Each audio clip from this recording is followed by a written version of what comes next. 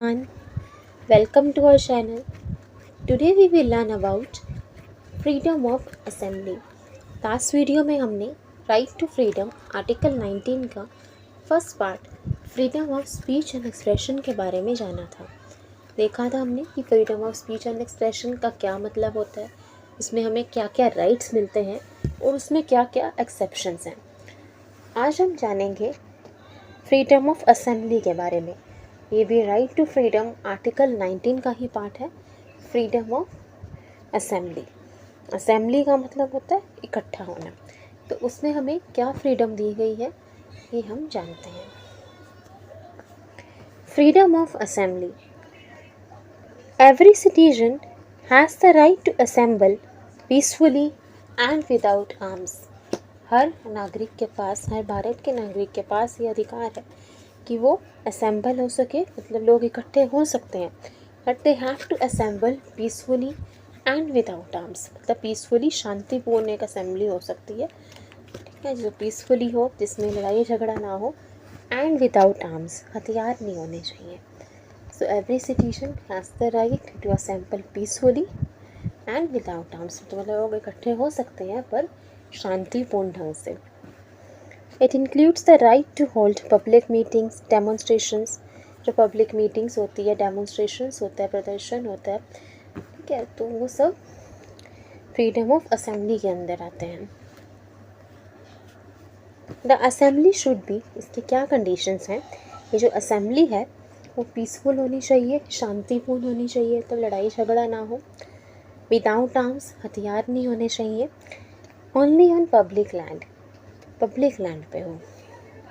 This does not include the right to strike. Right to strike freedom of assembly में नहीं आता। Right to strike एक legal राइट है, ठीक है।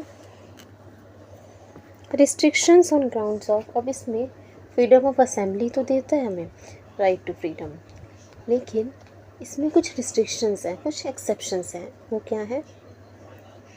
Sovereignty and integrity of the nation, मतलब जो इंडिया की अखंडता है, एकता है, उस पर बात नहीं आनी चाहिए। मतलब जब लोग इकट्ठा हो रहे हैं, असेंबली हो रही है, असेंबल हो रहे हैं लोग, तो कुछ ऐसा ना हो जिससे इंडिया की यूनिटी, भारत की एकता पर कोई प्रभाव पड़े।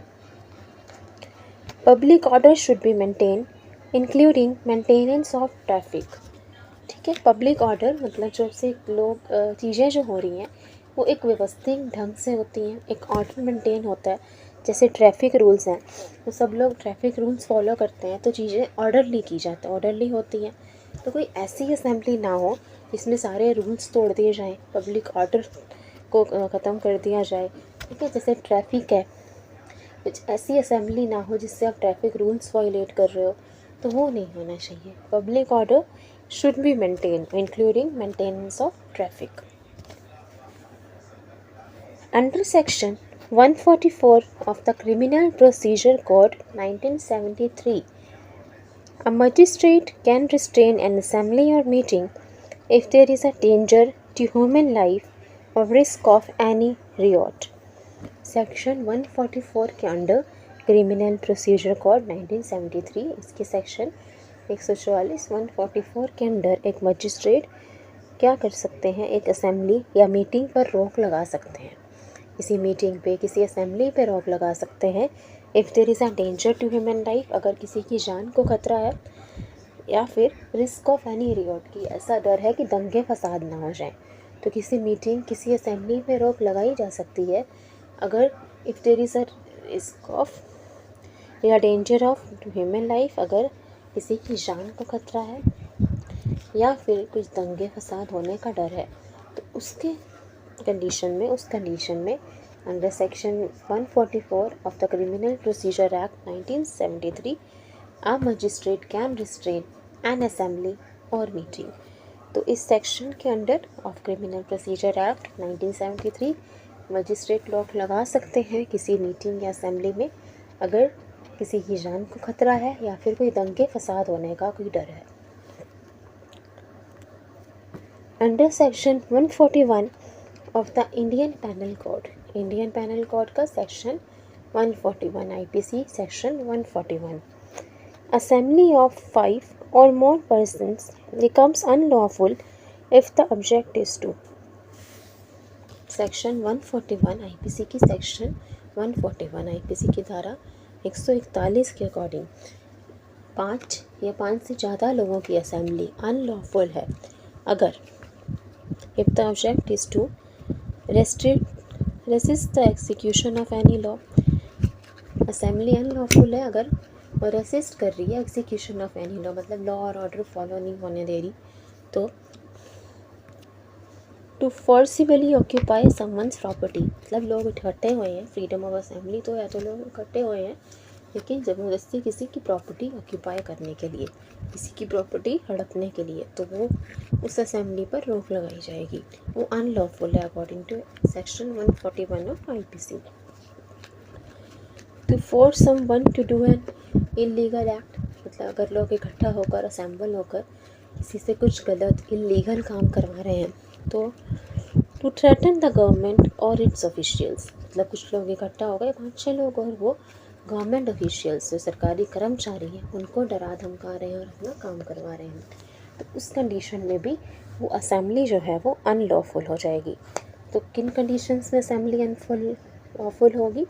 As per section 141 of Indian penal code, if it resist the execution of any law, मतलब कोई भी लॉ कानून का पालन करने से रोकती है, उसका विरोध कर रही है। To forcibly occupy someone's property, किसी की प्रॉपर्टी पर जबरन कब्जा कर रहे हैं लोग इकट्ठा होकर, तो to force someone to do an illegal act, किसी से कोई गैर कानूनी काम कराने के लिए कोई लोग असेंबल हुए हैं उस कंडीशन में। टू थ्रेटन द गवर्नमेंट और इट्स ऑफिशियल, सरकार इसके किसी कर्मचारियों को धमकाया जा रहा है, डराया जा रहा है, लोग इकट्ठा होकर उनको डरा धमका रहे हैं, तो उस केस में वो असेंबली भी अनलॉफुल हो जाएगी। So right to freedom article 19 का पार्ट है freedom of assembly. Freedom of assembly ये कहता है कि लोगों के पास राइट है to assemble, but the assembly should be peaceful, शांतिपूर्ण हो, विदाउट आर्म्स, उसमें हथियार ना हो, on public land. This does not include the right to strike, इसमें राइट टू स्ट्राइक नहीं आता। कुछ रिस्ट्रिक्शन है on ground of sovereignty and integrity of nation, Bharat की अखंडता एकता पर कोई बात नहीं होनी चाहिए, ठीक है। पब्लिक ऑर्डर मेंटेन होना चाहिए, जैसे ट्रैफिक रूल्स, उन सब का रूल्स का वायलेशन नहीं होना चाहिए। Section 144 of the criminal procedure code 1973 के अकॉर्डिंग मजिस्ट्रेट रोक लगा सकते हैं किसी असेंबली या पब्लिक मीटिंग पे अगर किसी की जान को खतरा है या फिर कोई दंगे फसाद होने का कोई डर है। Section 141 of IPC Indian penal code की धारा 141 के मुताबिक 5 या 5 से ज़्यादा लोगों की असेंबली अनलॉफुल है अगर if they resist the execution of any law, कोई भी कानून का पालन होने से रोकते हैं। फोर्सिबली ऑक्यूपाई समवन्स प्रॉपर्टी, किसी की प्रॉपर्टी को ज़बरदस्ती ऑक्यूपाई कर रहे हैं। To force someone to do an illegal act, किसी से कुछ गैर कानूनी काम करवा रहे हैं या फिर थ्रेटन कर रहे हैं, गवर्नमेंट को ही डरा धमका रहे हैं या गवर्नमेंट के किसी कर्मचारी ऑफिशियल्स को डरा धमका रहे हैं, तो उस केस में वो असेंबली अनलॉफुल है। सो आज हमने फ्रीडम ऑफ असेंबली के बारे में देखा, इसमें क्या एक्सेप्शंस हैं, क्या रिस्ट्रिक्शंस हैं और क्या क्या अलाउड होता है। So I hope you like it and understood. Please like, share and subscribe. Thank you. Thanks for watching.